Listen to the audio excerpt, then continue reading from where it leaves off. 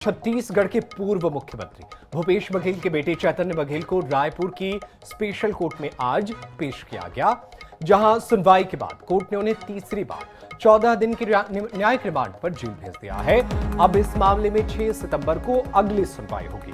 बता दें कि चैतन्य बघेल की कस्टोडियल रिमांड खत्म होने के पश्चात आज न्यायालय में पेश किया गया था। ईडी ने चैतन्य बघेल की 14 दिनों की न्यायिक रिमांड का आवेदन लगाया था, जिसे माननीय विशेष न्यायालय ने स्वीकार करते हुए चैतन्य को 6 सितंबर तक की न्यायिक रिमांड पर जेल भेज दिया है।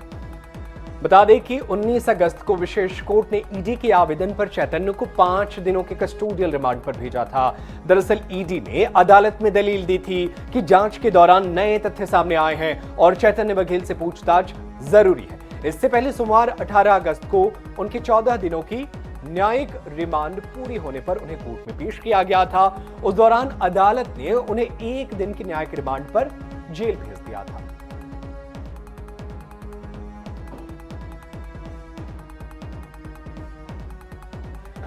तो शराब घोटाला मामला और एक बार फिर से 14 दिनों की न्यायिक हिरासत में भेजा गया है चैतन्य बघेल को।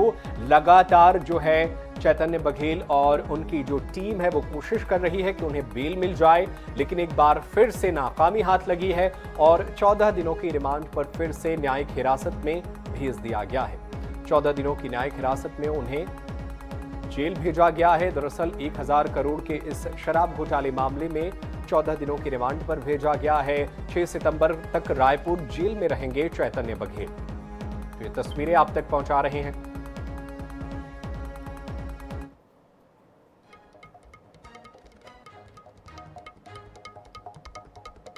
और चलिए इसी खबर पर और भी जानकारी हासिल करते हैं। हमारे सहयोगी मनोज नायक हमारे साथ लाइव जुड़े हुए हैं, उनका रुख कर लेते हैं। मनोज, लगातार ये कोशिश की जा रही है पिछले कई दिनों से, बात चाहे वो सुप्रीम कोर्ट हो या हाई कोर्ट तक चली गई थी, ताकि चैतन्य बघेल को जमानत मिले, लेकिन कामयाबी हाथ नहीं लग रही है कांग्रेस पार्टी के।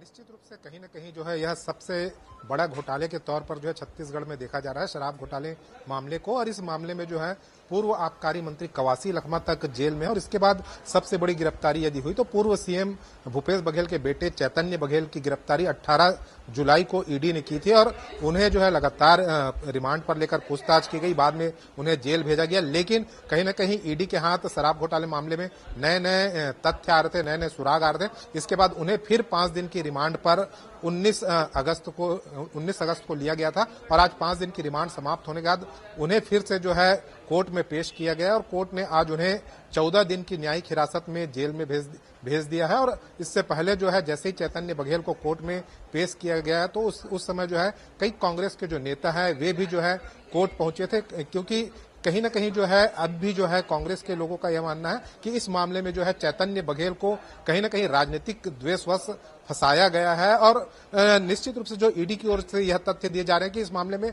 और भी कई लोगों की संलिप्तता सामने नजर आ रही है, क्योंकि 5 दिन की पूछताछ में ईडी के हाथ में कुछ और नई जानकारियां सामने लगे हैं। तो ऐसा माना जा रहा है कि आने वाले दिनों में ईडी का एक्शन एक बार फिर देखने को मिल सकता है।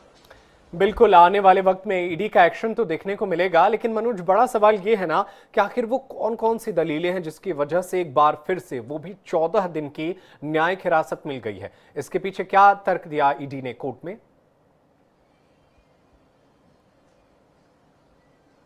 जी देखिए, जब शुरुआती जो जांच हुई थी उसमें यह बताया गया था ईडी की ओर से कि 16 करोड़ रुपए से अधिक की जो कमीशन की राशि है वह चैतन्य बघेल को मिली है और 1000 करोड़ से अधिक के जो अफरा तफरी हुए हैं शराब घोटाले मामले में, करीब 3200 करोड़ रुपए का है पूरा घोटाला था, और जिसमें से 1000 करोड़ रुपए का जो है उसकी अफरा तफरी जो है वो जो है चैतन्य बघेल के मार्फत हुई है। और इसके तमाम साक्ष्य ईडी ने कोर्ट में प्रस्तुत किए थे। इसके बाद ही कोर्ट ने जो है चैतन्य बघेल को पहले ईडी की रिमांड पर सौंपा, उसके बाद जो है बाद में जो है न्यायिक हिरासत में जेल भेजा था और इसके बाद जो है एक बार फिर अभी 5 दिन की ईडी की रिमांड मंजूर की थी और इस मामले में आज फिर ईडी की ओर से बताया गया कि अब और पूछताछ की जरूरत अभी नहीं है। फिलहाल उन्हें वापस जो है न्यायिक हिरासत में जेल भेजा जा सकता है, क्योंकि कुछ नए तथ्य जो जानकारियां चाहिए थे ईडी को वह अब हासिल हो चुके हैं। तो ऐसा माना जा रहा है कि चैतन्य बघेल के खिलाफ जो है ईडी के पास तमाम साक्ष्य उपलब्ध हैं, जिसके आधार पर जो है कोर्ट को कहीं ना कहीं ईडी के जो वकील हैं उनकी दलीलें स्वीकार करनी पड़ी बिल्कुल है। बिल्कुल, कोर्ट ने तथ्यों के आधार पर ही इस पूरे मामले में 14 दिन की न्यायिक हिरासत जो है वो दी है। बहुत शुक्रिया मनोज नायक, तमाम जानकारी के लिए। आप नजरें बनाए रखिएगा, आगे भी आपसे जानकारी हासिल करते रहेंगे। माननीय न्यायालय का आदेश था वो सर्वोपरि, उसको हमने मान लिया है। माननीय न्यायालय की उससे जो कस्टडी रिमांड दी थी उसके खिलाफ हम आगे नहीं गए। और क्यों नहीं लिया उन्होंने आगे रिमांड, ईडी ने, ये ईडी का मद्देनज़र है, उसने क्यों नहीं लिया। माननीय न्यायालय के समक्ष उन्होंने सिर्फ जुडिशल रिमांड के लिए 14 दिन की जुडिशल रिमांड के लिए एप्लीकेशन पेश किया है, तो उसको ही माननीय न्यायालय ने मानते हुए 6/9 की जो है रिमांड दी है।